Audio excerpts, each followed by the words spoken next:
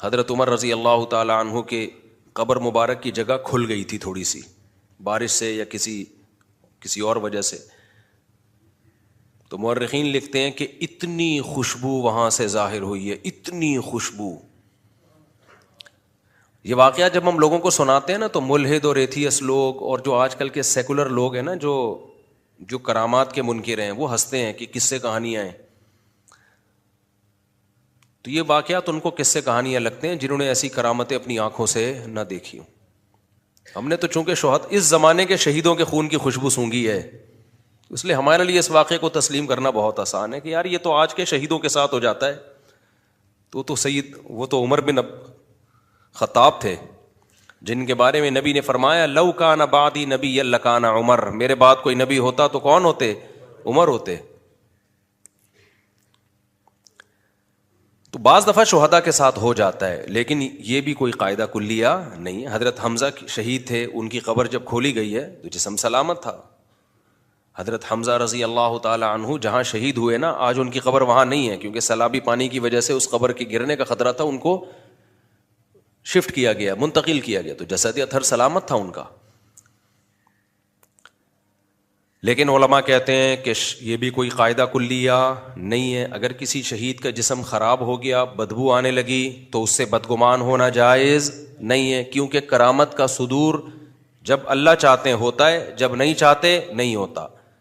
اور انسان کی عظمت کا تعلق، اس کے بلند مرتبے کا تعلق کرامت سے نہیں ہے بلکہ اس کے اعمال سے ہے. تو کسی نے حق کی خاطر جان دے دی، شہید ہو گیا، تو بس حدیث میں آتا ہے شہید کے خون کا قطرہ زمین پہ گرنے سے پہلے اللہ اس کے گناہوں کو معاف کرتے ہیں. تو بس ہمارے لیے یہ دلیل شہید کی کرامت کے لیے کافی ہے. بے شک اس کا جسم خراب ہو جائے، ہم نے ایسے شہید بھی دیکھے ہیں جن کی باڈی سے اسمیل آنے لگی، بدبو آنے لگی.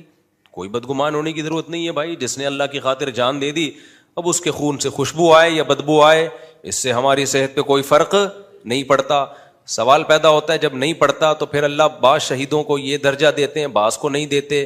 تو بھائی وہ اللہ کی مرضی ہے، اللہ بتانا چاہتے ہیں کہ دیکھو میرے اختیار میں ہے، میں اسباب کا مکلف پابند نہیں ہوں، میں جب چاہوں گا جو چاہوں کر دوں گا.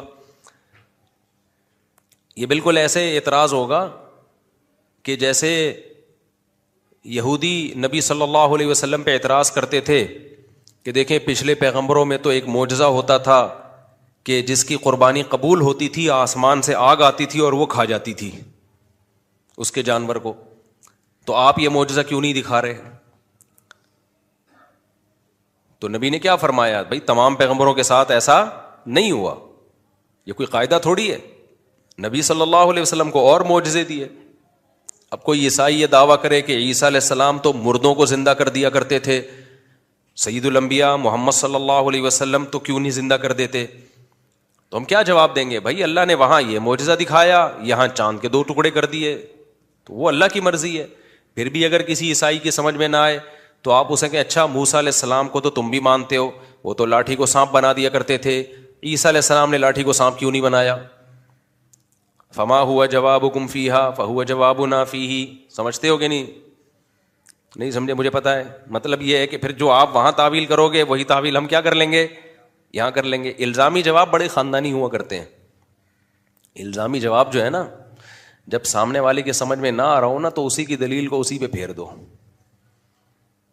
اسی کی دلیل کو اسی پہ پھیر دو. ایک اہل حدیث مجھ سے کہنے لگے کہ وہ 3 طلاق پر نا میری واٹس ایپ پہ ان میں بحث چل رہی تھی، تو وہ مجھے میں نے قرآن کی آیتیں پڑھی کہ قرآن تو کہہ رہے 3 ہوتی ہیں، ایک مجلس اور الگ الگ مجلس میں قرآن تو کوئی فرق نہیں کرتا. تو انہوں نے وہ مسلم کی حدیث پیش کر دی کہ نبی کے دور میں 3 طلاقیں ایک ہوتی تھیں. تو میں نے کہا قرآن کیا کہہ رہا ہے؟ اچھا نبی کے دور میں بھی 3 طلاقیں ایک نہیں ہوتی تھیں. اس حدیث کا مطلب لوگ غلط بیان کرتے ہیں، لیکن ابھی ٹاپک نہیں ہے یہ، تو اس لیے میں اس کو نہیں چھیڑ رہا. یہ مجھے بیچ میں یہ جملہ اس لیے بولنا پڑتا ہے کہ لوگ پھر یہ چلاتے ہیں، بولتے ہیں ان کو تو پتہ ہی نہیں. پتہ ہے الحمدللہ. تو میں نے ان کو جواب دینے کے لیے نا، بحث کو سمیٹنے کے لیے میں نے کہا قرآن کیا کہہ رہا ہے؟ تو وہ فوراً کہنے لگے قرآن کا مطلب نبی سے اچھا کوئی سمجھ سکتا ہے. تو میں چاہتا تھا اس پہ آئیں وہ. میں نے کہا بہترین بات کی آپ نے، واقعی نبی سے اچھا کوئی نہیں سمجھ سکتا. تو پھر میں نے صحابہ کے فتوا دکھانے شروع کر دیے جو کہتے تھے اکٹھی 3 طلاقیں 3 ہوتی ہیں. وہ تو صحابہ سے تو یہی منقول ہے, اس کے خلاف نہیں منقول. تو کہنے لگے نبی کیا کہہ رہے ہیں, نبی کے دور میں کیا ہوتا ہے. تو میں نے کہا آپ نے جیسے کہا کہ نبی سے اچھا قرآن کوئی نہیں سمجھ سکتا, تو صحابہ سے اچھا نبی کو کوئی سمجھ سکتا ہے؟ سمجھتے ہو کہ نہیں سمجھتے؟ یہ کہتی ہے اٹ از کالڈ الزامی جواب. اور تحقیقی جواب یہ ہوتا ہے کہ کسی حدیث میں ایسا نہیں ہے کہ نبی کے دور میں ایک مجلس کی 3 طلاقیں ایک سمجھی جاتی تھیں نبی کے حکم سے, یا نبی نے اس پر رضا کا اظہار کیا ہو, ایسا کہیں بھی نہیں ہے. نبی کے سامنے اکٹھی 3 طلاقیں دی گئی ہیں, بخاری کی حدیث ہے, تو اس کو آپ نے 3 ہی سمجھا ہے, بخاری کی حدیث ہے یہ. خیر, میں یہ عرض کر رہا تھا, کیا عرض کر رہا تھا میں بھول ہی جاتا ہوں. ہاں, نبی صلی اللہ علیہ وسلم, وہ تو ہو گیا نا. تو سید الانبیاء صلی اللہ علیہ وسلم کا جو جسد اطہر کو رکھا گیا, اس میں بڑی حکمت کیا ہے کہ آپ کا جسد اطہر خراب نہیں ہوتا.